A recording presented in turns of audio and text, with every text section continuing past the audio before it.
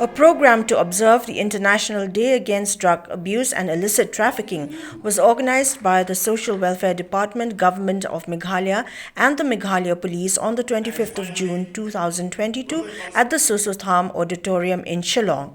The theme for this year's observation, entitled Addressing Drug Challenges in Health in Humanitarian Care and Crises, has been selected in the wake of widespread humanitarian crises in Afghanistan and Ukraine, even as COVID-19 pandemic continues to be a major global health crisis.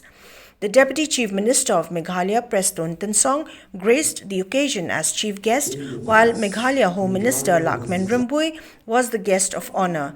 Dignitaries present included the Chief Secretary, Government of Meghalaya, Rebecca V. Suchiang, the Commissioner and Secretary, Social Welfare Department, Praveen Bakshi, the Director General of Police Meghalaya, Dr. L.R. Bishnoi, state government officials of the Social Welfare Department and the Meghalaya Police, besides others. You have invested your services. You have discharged your services to make sure useless becomes useful. So therefore, I would like to convey my sincere thanks to all of you,